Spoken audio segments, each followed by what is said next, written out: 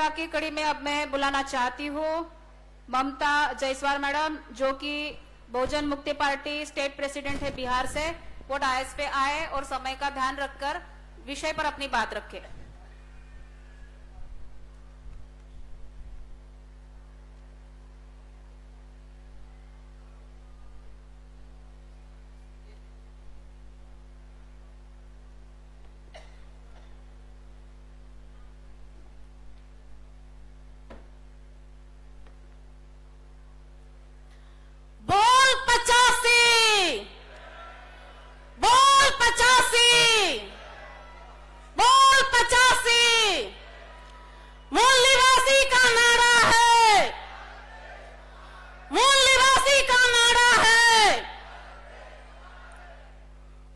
संचालक महोदय, जो आपने मुझे इतना बड़ा मंच दिया बोलने के लिए, और आभार मैं व्यक्त करती हूँ माननीय बावन मेश्राम साहब को, जिन्होंने मूल निवासियों के लिए ये मंच बनाया, बामसेप का मंच, और उसके बामसेप के तहत लगभग 100 ऑफशूट विंग्स बनाए। उस विंग्स का एक बहुजन मुक्ति पार्टी भी अंग बनाया। साथियों, मैंने बोला जय मूल निवासी, बोल 85, जय मूल निवासी।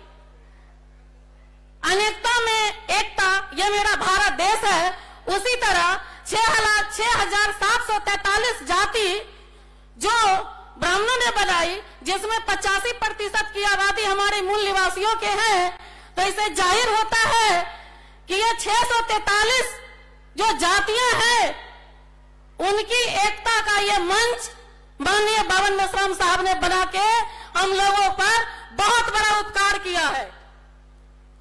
साथियों, कहते हैं कि शेरनी कभी सियार पैदा नहीं किया, शेरनी कभी सियार पैदा नहीं किया, अब बहुजनों की मां कभी गद्दार पैदा नहीं किया, कभी गद्दार पैदा नहीं किया। तो साथियों, हमारे बहुत से साथी ईवीएम पर बोले हैं, आज ईवीएम विषय है और आपने बहुत कुछ सुना। ईवीएम तो भारत सरकार लाई, बीजेपी और कांग्रेस लाई, अनेकों समस्याएं को ले आई। अब कोई रास्ता दिखता नहीं है इस मंच के सिवा आंदोलन करने का। ये आंदोलन मंच ही है जिसे हम ईवीएम को रोक सकते हैं। तो रोकेंगे कैसे, जरा इस पे बात करते हैं। इस भारत में लगभग 140 करोड़ की आबादी में आधी आबादी महिलाओं की है। आधी आबादी के हम मालिक हैं। तो मैं महिलाओं से अपील करती हूं, एससी, एसटी, ओबीसी, माइनॉरिटी सभी कैटेगरी की महिलाओं से अपील करती हूं कि इस ईवीएम को हटाने के लिए पुरुषों को अगर साइड करते हैं तो 7 दूना 14, 70 दूना 140, यानी कि 8 दूना 16, 80 करोड़ की आबादी भारत देश में महिलाओं की है। अगर 10 करोड़ हम मनवादियों की महिलाओं को माइनस करते हैं तो 70 करोड़ की आबादी भारत में मूल निवासी महिलाओं की है। और इस ईवीएम की लड़ाई अब हम महिलाएं लड़ेंगी। इतिहास गवाह है कि जिस आंदोलन में महिलाओं ने सहभाग किया, उस आंदोलन में हमारे महापुरुष विजयी हुए। बाबा साहब के पीछे भी माता रामाई समाई थी। और आज हमारे बहुजन क्रांतिकारी साथी, हमारे मूल निवासी साथी अपनी जवानी लगा चुके हैं, जान लगा चुके हैं। तो हम भी पीछे नहीं रहेंगे। संकल्प लीजिए हमारे महिला साथी, और उनके कदम में कदम मिला करके ईवीएम को तोड़ने के लिए तैयार हो जाइए। क्योंकि ये ईवीएम ही है जो अभी मणिपुर की घटना आपके सामने है। महिलाओं को नंगा करके सड़क पर उतार देना, ऐसे ऐसे पार्ट को टच करना जो जान करके देख करके शर्म आती है। तब भी हमारे मूल निवासी भाइयों को खून में गर्मी नहीं आई, खून गर्म नहीं हुआ। जो संसद भवन में बैठी हुई महिलाएं हैं, वह हमारे लिए कभी नहीं सोचेगी। हेमा मालिनी, स्मृति ईरानी, ये लोग तो सिलेंडर पर नौटंकी करेगी, लेकिन महिलाओं को नंगे देखते हुए भी उनको शर्म नहीं आती, क्योंकि वो महिला तो है ही नहीं। साथियों, अगर वो महिला होती तो उन्हें भी लाज होता, तो इससे जाहिर होता है कि वो महिला नहीं है।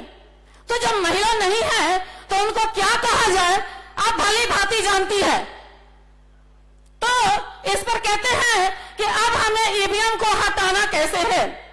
जो हम जोड़ जोड़ के पैसे जमा करते हैं अपना घर चलाने के लिए, आज से संकल्प लेके जाइए कि एक एक रुपया जोड़ करके इस आंदोलन को इस मंच से चलाने के लिए देंगे, और ईवीएम को जब तक तोड़ेंगे नहीं तब तक छोड़ेंगे नहीं, जब तक तोड़ेंगे नहीं तब तक छोड़ेंगे नहीं। कहते हैं नारी ने नर को किया अपना अस्तित्व समर्पण है, फिर विश्व मंच पर वही आज क्यों उपेक्षित का दर्पण है। तो इसलिए है कि हमारी नारी शक्ति जो है ब्राह्मणवाद के गुलाम बन चुकी है, उन्हें डर समाया हुआ है। यह सारी बेड़ियों को तोड़ करके ईवीएम की लड़ाई में माननीय विश्राम साहब को तन मन धन से साथ सहयोग देंगे, तभी हमारे तन पर कपड़ा होगी। क्योंकि हमारे महापुरुषों ने शहीद होकर के जो संविधान दे करके मुझे ये कपड़े पहनने की आजादी दी है, जिसे कपड़े पहन के मैं आपके सामने खड़ी हूं, स्तन ढकने का भी अधिकार नहीं था। अगर ये ईवीएम के द्वारा फिर 2024 में चुनाव जीत जाती है तो संविधान खत्म करेगी, तो हमारे तन के कपड़े भी नहीं रहेंगे। और महिलाएं याद रखिए, जिस माँ बाप ने जन्म दिए उन्होंने भी तन पर कपड़ा नहीं दिया, जिस पति ने शादी करके लाया उसकी भी औकात नहीं थी जो मुझे तन को स्तन ढकने को भी कपड़ा देते। अगर ये कुछ दिया तो भीमराव डॉक्टर बाबा साहब अम्बेडकर ने दिया, और बाबा साहब के रूप में ये दूसरे बाबा साहब में श्याम जी खड़े हैं।